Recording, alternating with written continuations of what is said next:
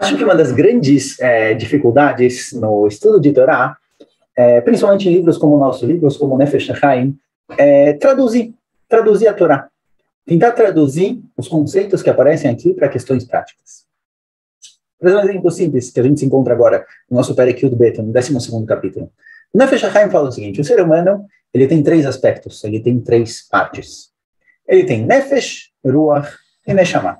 O ser humano tem essas três partes que formam toda a existência dele. Agora, o que são Nefesh, Ruach e Neshama? Se você perguntar para alguém, pergunta para si mesmo, pergunta para sua família, para algum amigo, o que é a Nefesh? Provavelmente a pessoa vai dizer, olha, Nefesh é a alma de cada um. Cada um ele tem uma alma diferente, a minha Nefesh não é a sua Nefesh, a minha Nefesh tem forças diferentes da sua. Ótimo, muito bom. Depois pergunta, o que é Ruach? O que é o Ruach do ser humano? Aí a pessoa vai falar, olha, o Ruach do ser humano é a alma dele, quem ele é, as vontades dele, qual é a função dele no mundo. Tá? Muito bom. E se eu te pergunta de novo aqui, a terceira pergunta, o que é a Neshama? A pessoa vai falar, olha, Neshama é a alma do ser humano. A minha alma, a sua alma, cada um tem uma alma elevada, é sua Neshama. A Neshama é o que dá vida, é o que dá energia para o ser humano. Então o quê? Então, Nefesh, Ruach e Neshama é alma e alma? Como a gente traduz isso? Como a gente explica o que essas três questões são, esses três aspectos do ser humano? Porque enquanto a gente não conseguir definir esses aspectos, a gente não tem como vivenciar eles. A gente não tem como encontrar a expressão correta para eles no nosso dia a dia. Então, o que seria um Nefesh, Ruach e Neshama? Então, nos próximos três capítulos, nos capítulos 12, 13 e 14, o Nefesh Chaim vai se dedicar a explicar não vai entrar numa explicação específica do que significa cada um desses, mas vai dar uma expressão clara dessas três partes do ser humano. Vamos primeiro fazer uma introdução geral, depois a gente vê o nosso capítulo 12, 13 e 14, a gente vai seguir em ordem. O que é Nefesh, Ruach e Neshama? Nefesh, Ruach e Neshama são partes diferentes do ser humano, aspectos diferentes, e eles se expressam no nosso mundo em lugares diferentes. Nefesh, na verdade, é a parte mais baixa do ser humano.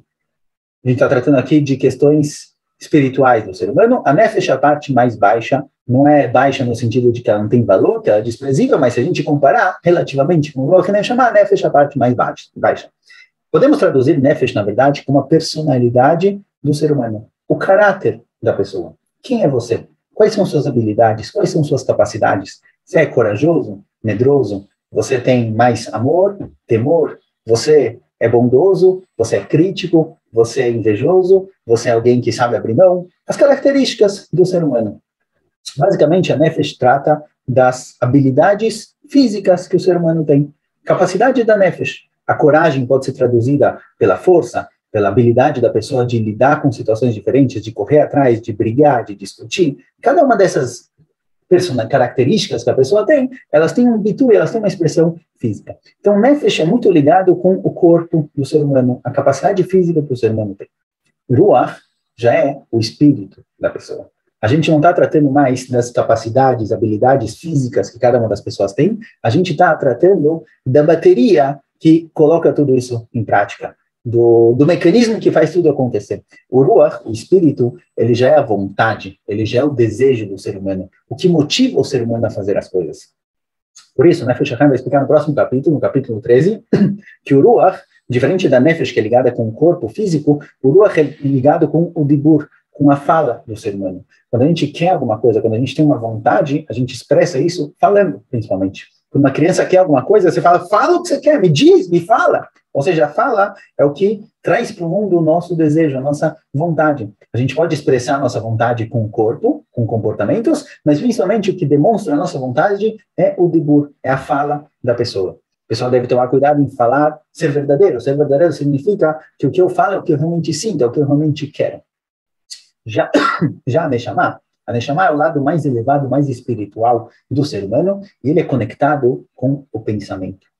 O pensamento é o Mishkan da Neshama, é o lugar onde a Neshama se encontra. O cérebro, o pensamento da pessoa, a capacidade de pensar, de imaginar, é lá que se encontra a nossa Neshama, o lado mais elevado do ser humano. A gente pode perceber isso, na verdade, que quanto mais espiritual alguma coisa é, menos preso ele é pelo mundo físico. Mais liberto ele está, mais força ele tem, mais liberdade ele tem de, pelo menos limitado pelo corpo. Então, por exemplo, a Nefesh, que é ligada ao corpo, ela é muito lenta, ela é muito devagar. O Dibur, que é ligado ao Ruach, que é ligado ao espírito da pessoa, já é um pouquinho mais rápido. O pensamento, mais ainda. Então, a gente pegar um exemplo simples, certo? Alguém, por exemplo, decide construir uma casa. Na cabeça, no pensamento, a casa está construída em 5 minutos. Você já pode pensar quantos andares vai ter, quantos quartos vai ter, como você vai mobiliar. Em 5 minutos, você consegue imaginar a sua casa completamente. Falar isso para alguém já leva um pouco mais de tempo. O Dibur, ele já é mais próximo do mundo físico, consequentemente, ele é mais limitado, ele é mais devagar.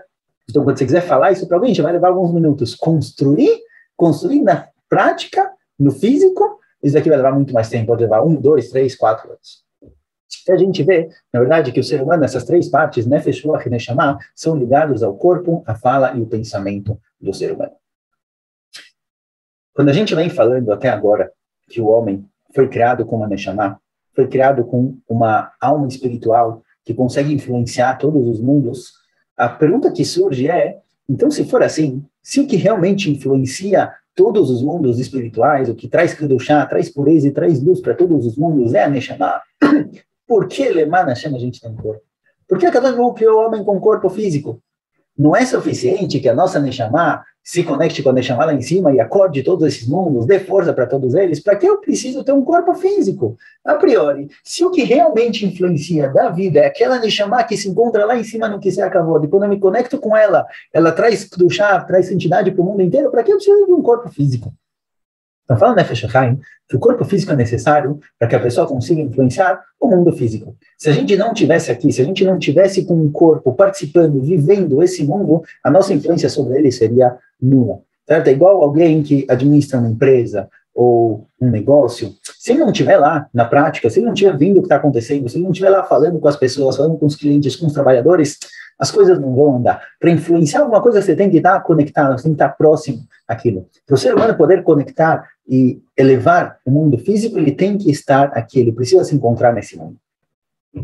Algo interessante também, que pode ajudar a gente a entender um pouquinho mais sobre o judaísmo de forma geral e sobre o Nefesh Chaim, é o fato de que muitas vezes a gente acaba ficando um pouco confuso quando a gente abre um livro de Torá, porque a gente tem centenas de milhares de livros de Torá e muitas vezes a gente não sabe o que aquele livro quer da gente. O que aquele livro quer me ensinar? Tá bom, eu posso ler um pouquinho, entender, mas às vezes tem tantos e tantos livros que eu posso acabar ficando confuso. Qual a meta? Para que existem tantos livros?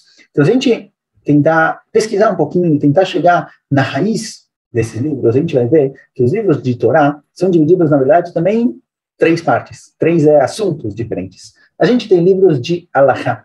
Livros de Halachá tratam do comportamento no dia a dia. Como fazer uma brachá, como cumprir Shabbat, como comer kasher, como colocar tefilim, e etc. A gente tem livros de Mussar, livros de ética. Esses livros de ética, de Mussar, de moral, tratam da motivação do ser humano. Como ele tem que se comportar, não no sentido físico, mas o que ele tem que sentir, qual tem que ser a vontade, eles vêm trabalhar a vontade do ser humano, como você tem que desejar as coisas, o que sim e o que não. A gente tem livros de Emuná. Livros de Emuná tratam do pensamento, da visão judaica do mundo. Então, se for assim, a gente encontra, na verdade, que os livros judaicos tratam justamente dos nossos 3 pontos, Nefesh, Ruach e Neshama. Igual a gente tem Nefesh, Ruach e Neshama, a gente tem corpo, fala, que representa a vontade, o desejo da pessoa, e pensamento. A gente tem livros de Halachá, que tratam do corpo, como o meu corpo tem que fazer as coisas na prática. A gente tem livros de Mussar, que tratam da vontade, do desejo da pessoa. A gente tem livros de Emuná, que tratam do pensamento. Então, é tudo bem organizado. Se a gente parar para pensar, pegar um exemplo, por exemplo, o nosso caso, o nosso livro, o Nefesh Chaim. O Nefesh Chaim, ele trata do quê? Em qual parte do ser humano nós estamos trabalhando? Será que a gente está trabalhando no comportamento prático, no comportamento do dia a dia, nos sentimentos, nas vontades, ou no pensamento? Então, basicamente, Nefesh Chaim é um livro de Emuná, não um livro de Halachá. Então, por exemplo, quando a gente vai falar sobre a Tefilá, nos próximos portões, a gente vai ver, não sobre como fazer uma brachá, a gente não vai ver o que acontece se eu esqueci, eu não sei se eu fiz a brachá ou não fiz a brachá, se, como falar a Tefilá, qual é a linguagem da Tefilá, não vai ser esse o assunto. A gente vai trabalhar o conceito, o pensamento, a ideia da Tefilá. Obviamente, isso vai ser colocado na prática depois, porque o ser humano, embora ele tenha partes, tem uma sincronia entre pensamento, sentimento e corpo, existe uma sincronia geral entre tudo. Então, quando eu trabalho o pensamento, quando eu trabalho a minha visão de mundo, isso daqui, na verdade, vem criar algo físico, no fim.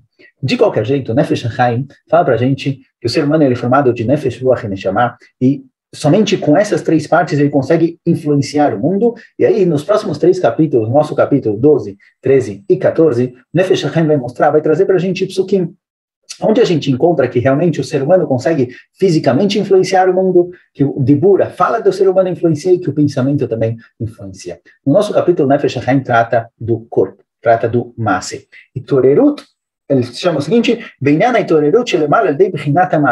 isso que todos esses mundos acordam, se enchem de energia, se enchem de força, através desse aspecto do ser humano, aspecto físico, corpo do ser humano. Para provar isso, ele traz um pasuk. Ele traz um pasuk da Torá, no qual a gente encontra realmente que o Maaseh, o ato físico do ser humano, consegue influenciar o mundo. O Maharal traz essa pergunta, como pode ser que atos físicos levam a pessoa para o Olam Abá? Como pode ser que atos físicos trazem para a pessoa uma conexão com o mundo espiritual? A priori, essas coisas não deveriam ter conexão nenhuma.